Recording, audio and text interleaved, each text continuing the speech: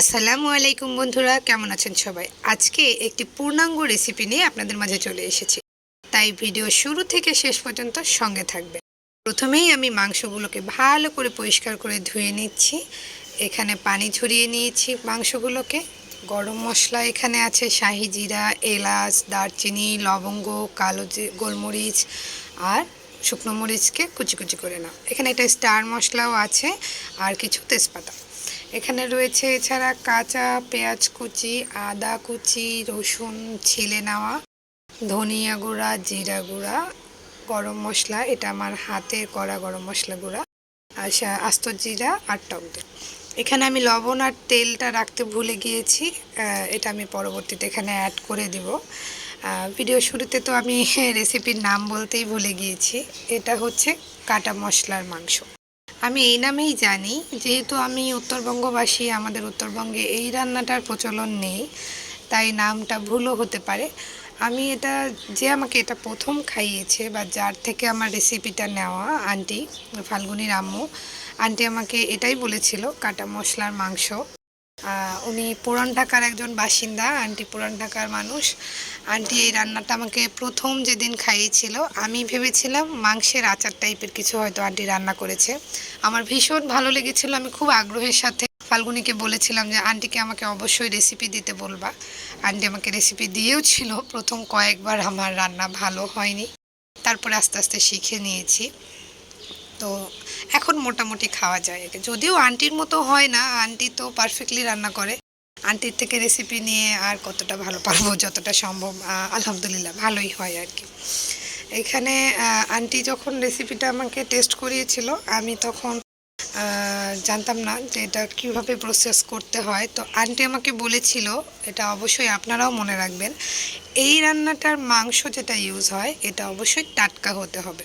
Freezing করা মাংস দিয়ে এটা মজা হয় না। তো আন্টি বলেছিল যে এটা বাজার থেকে নিয়ে আসবা, কাটবা, মাখবা, চুলায় বসাই দেবা, তাহলে এই রান্নাটার টেস্টটা পারফেক্ট টেস্ট পাবা। কিন্তু ফ্রিজিং করা মাংস দিয়ে যদি তুমি চেষ্টা করো, তাহলে এটার পারফেক্ট টেস্ট তুমি পাবে না। তো আমি ফ্রিজিং মাংস দিয়ে ট্রাই করেছিলাম, তো আসলেই আন্টির কথা ঠিক। ফ্রিজিং করা মাংসের যে টেস্টটা আসে, তার থেকে টাটকা মাংসের টেস্টটা বেটার আসে, খুবই বেটার, মানে অনেক বেটার আসে। তো এই জন্য আপনারাও ট্রাই করবেন যে এই রান্নাটার জন্য অবশ্যই টাটকা মাংস ইউজ করবেন। আরও একটা বিষয় এখানে খেয়াল রাখতে হবে যে এই মাংসটা চুলায় দেওয়ার সময় চুলার হিট অবশ্যই হাই হিটে রাখা যাবে না, মিডিয়াম টু হাই অথবা মিডিয়াম হলে বেটার হয়।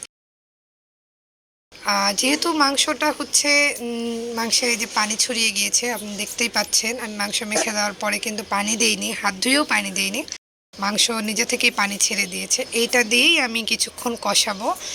পেঁয়াজগুলো অনেকটা নরম হয়ে এসেছে, রসুনও নরম হয়ে এসেছে, এটা দিয়ে কষাতে থাকবেন। যদি পানির প্রয়োজন হয়, অবশ্যই গরম পানি, এবং পরিমাণে হাফ কাপ থেকে 1 কাপ। আমি এখানে যেমন 2 কেজি গোশ ইউজ করেছি, এখানে আমার হাফ কাপ পানি লেগেছে, তার বেশি আমি দেইনি। আমি চেয়েছি যে তেল দিয়ে, তেল মশলাতেই ভাজা ভাজা হোক, এই যে আমি পানিটা দেখাচ্ছি। আর মাংসের পিসটা আপনারা দেখলেই বুঝতে পারবেন, আমি কিন্তু মাংসের পিসগুলো একটু ছোট ছোট রেখেছি। আন্টিও এমনই রেখেছিল। আমি যেহেতু আন্টির রেসিপি ফলো করার চেষ্টা করছি, তাই আন্টির মতোই সাইজটা করেছি। এই যে মাংস তেল ছেড়ে দিয়েছে, দেখতেই পাচ্ছেন, কালারটাও মাশাআল্লাহ কি সুন্দর এসেছে না? আরও একটু রান্না করব, পানিটা আরও একটু কমাবো, তেলটা আরও একটু ভেসে উঠবে, মানে মূলত তেলেই মানে মাংসটা একটু ভাজা ভাজা হবে।